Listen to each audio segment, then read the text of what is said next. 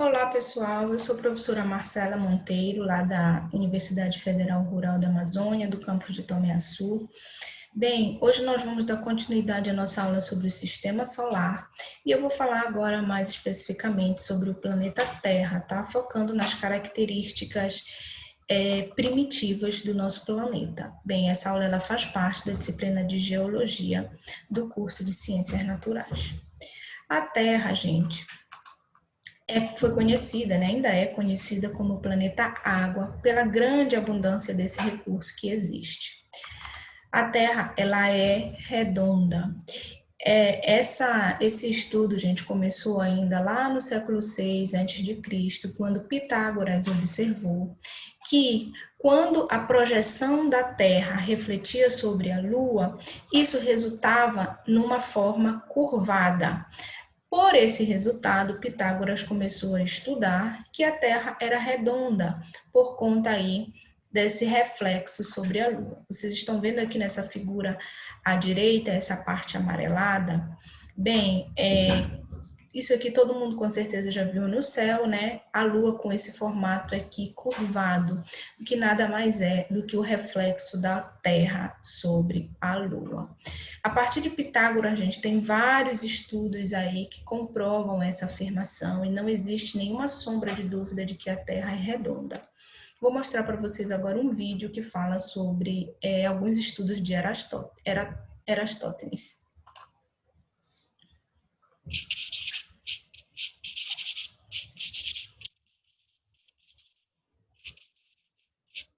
Qual o formato da Terra? Imagina morar em uma época em que você não sabe até onde vai o seu planeta, qual o formato dele e se é que é um planeta.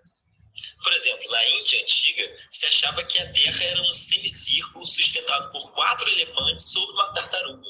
Quando algum deles se mexia, gerava os terremotos. Na Idade Média, muitos ainda achavam que a Terra era plana e que você poderia cair em um grande abismo se navegasse até o seu limite. Para os nórdicos, no centro do universo se encontrava a árvore Yggdrasil, que ligava os 9 mundos da cosmologia nórdica, e um deles, Midgard, era o nosso. A suposição era a resposta, a imaginação criava explicações fantásticas. Então, até começa a nascer na Grécia Antiga. O questionamento aos deuses e ao místico levava filósofos a pensar respostas mais lógicas e concretas que explicassem o mundo ao seu redor.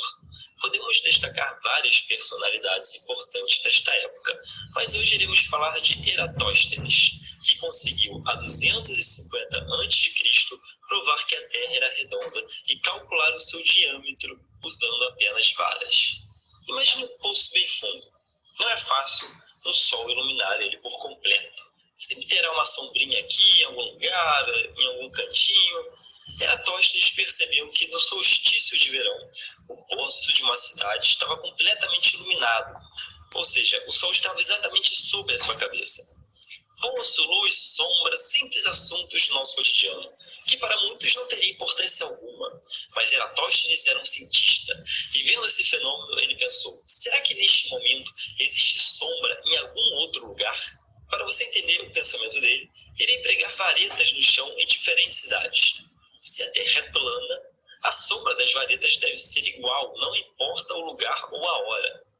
Mas Eratóstenes observou que em um mesmo horário, em cidades diferentes, uma sombra variava de tamanho com relação à outra. Ora, para isso ocorrer é necessário que exista uma curvatura. Logo, a Terra é redonda. Fantástico, não? Mas ele não parou por aí. Ele quis ir além. Ele concluiu, mas como fez esse teste nas cidades de Alexandria e Siena? Segundo o trajeto Tacas, elas se encontram no centro do globo. Ora, geometria básica. 2 retas paralelas atravessadas para a reta, ângulos são repetindo, atravessada por outra reta e esse ângulo são iguais. Última coisa aqui, 2 retas então esse e esse ângulo são iguais. Eratóstenes calculou e chegou que esse ângulo mediu 2 graus. Logo, esse também será 7 graus. Então, a curvatura de Alexandria a Siena é de 7,2. A distância de uma cidade a outra é 300 quilômetros. Nós sabemos que um círculo 300, olha, se 7,2 graus igual aos outros, 360 graus é entendeu? Ele calculou o resultado em 30.000 quilômetros por terra. estava um homem que viveu há 50 anos antes de Cristo, conseguiram um feito desses utilizando apenas varetas. Espero que tenham gostado. Se você gostou, clique aqui em gostei. E não se esqueça de...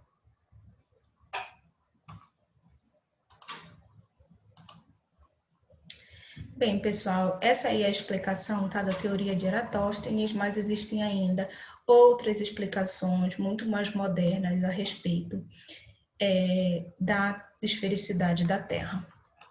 Bem, a Terra, gente, logo quando ela começou a ser formada, ela tinha características diferentes do que a gente conhece hoje. Então, por exemplo, a atmosfera. Hoje em dia, a atmosfera ela é formada principalmente por nitrogênio, né? 78% da nossa atmosfera, seguida do oxigênio e do argônio. Além disso, existem também partículas sólidas e aerossóis.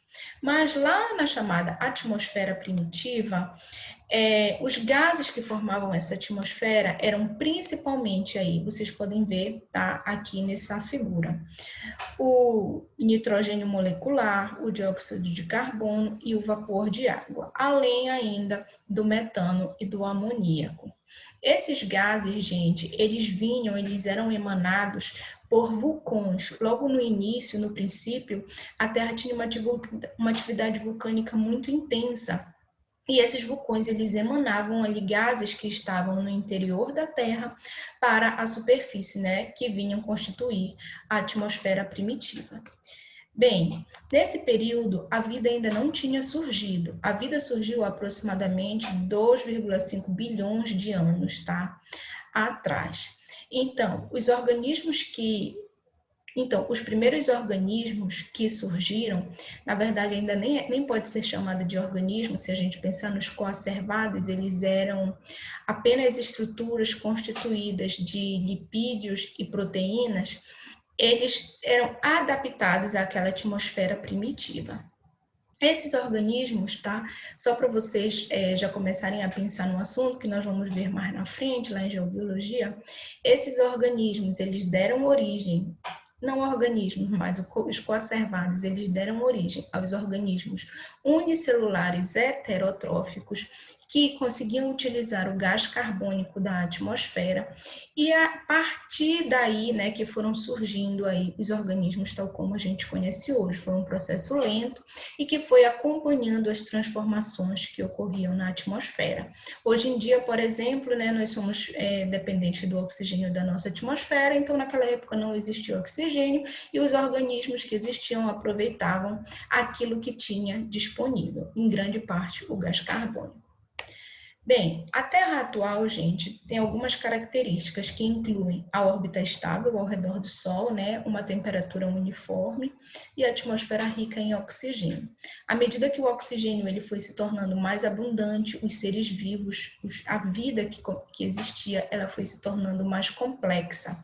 Essa figura aqui, ela mostra a distribuição de gases. Então, em grande maioria, o nitrogênio, seguido pelo oxigênio e uma quantidade pequena aí de dióxido de carbono, vapor d'água e outros gases.